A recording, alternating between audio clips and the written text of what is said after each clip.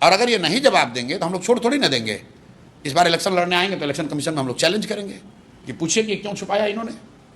या तो इनको डिक्लेयर तो अब उनको करना ही पड़ेगा कि ये मर्डर के अभियुक्त थे, शायद हैं, और नाबालिग होने के नाम पर कोर्ट ने इनको राहत दी थी, ये इन्होंने। तो आपने अपने एफिडेविट में ये क्यों नहीं बताया कि आप 10वीं कब पास किए, 12वीं कब पास किए?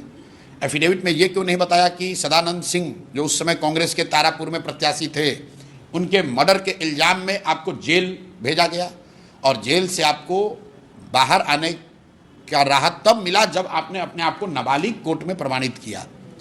इस बात की आपने इलेक्शन एफिडेविट में क्यों घोषणा नहीं की है? आप यहाँ के उप मुख्यमंत्री हैं। ये तो, और उसके बाद सम्राट चौधरी आकर बोल दें कि प्रशांत किशोर गलत बोल रहे हैं कि ना भाई हम पर ऐसा कोई केस नहीं हुआ था, हम आपको डॉक्यूमेंट दे देते हैं, थाना का केस नंबर दे देते हैं, कोर्ट का पेपर दे देते हैं, आप आज तक पर उसको एग्जामिन कर लीजिए। उनको कि इनकी बेटी की सगाई हुई और सगाई और शादी के बीच में 38 करोड़ रुपए की जमीन खरीद ली गई, और हम ही थोड़े ने कह रहे, उनके तो जदयू के मुख्य प्रवक्ता ने कह दिया कि भाई जवाब तो दीजिए। हाँ, ये पहली बार प्रशांत जी हुआ है। हमको याद है 2017 में तेजस्वी के ऊपर भी ऐसा आरोप लगाया था, तो नीतीश ने एक्सप्लेन करने के लिए कहा था। जो लोग जदयू में हैं, जो लोग नीतीश कुमार को जानते हैं कि अगर आप पर इल्जाम लगेगा तो आपको एक्सप्लेन करना पड़ेगा, तो अशोक चौधरी आए और एक्सप्लेन कर दें कि भाई प्रशांत किशोर ये गलत बोल रहे हैं, हमने ऐसा कुछ नहीं किया है, हम मान लेंगे, हमारी गलती होगी, जनता हमको सजा देगी। अगर हमारी गलती, आप हम पर केस कर दीजिए, फांसी पर चढ़ा दीजिए। हम बिना तथ्य के बात बोलते ही नहीं हैं। अगर मैंने कहा कि दिलीप जायसवाल ने सिखों के मेडिकल कॉलेज पर कब्जा किया है, तो आज तक दिलीप जायसवाल का मजाल है कह देंगे कि नहीं हम कब्जा किए हैं? आज तक बोल पाए? आज 1 महीने से ज़्यादा हो गया, बोल पाए आज तक कि हम कब्जा नहीं किए हैं? हमने मंगल पांडे को कहा कि इन्होंने पैसा दिया है, 86 लाख रुपए का फ्लैट खरीदा है पैसा लेकर, उसका प्रमाण जारी किया कि 25 लाख रुपया इन्होंने दिलीप जायसवाल से अपने पिताजी के अकाउंट में लिया, पिताजी के अकाउंट से फिर बीबी के अकाउंट में ट्रांसफर करके घर खरीदा। स्वीकार तुरंत मंगल पांडे ने किया, हाँ ऐसा तो किया है।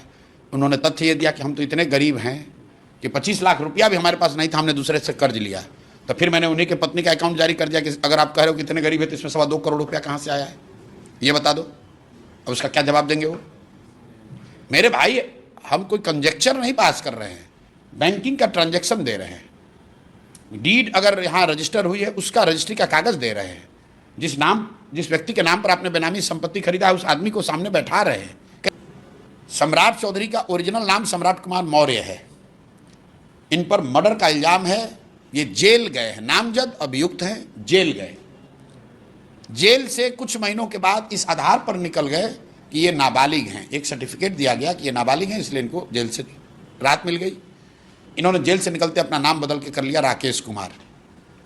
फिर राकेश कुमार के नाम पर जब मंत्री बने और बर्खास्त कर दिए गए तो फिर राकेश कुमार से नाम बदल के कर लिया सम्राट कुमार चौधरी। अपने इलेक्शन एफिडेविट में 1998 में इन्होंने लिखा कि मैं 7वीं पास हूँ, और अब के इलेक्शन एफिडेविट में अब लिख रहे हैं ये कि मैंने डॉक्टरेट कर लिया यूनिवर्सिटी ऑफ कैलिफोर्निया से।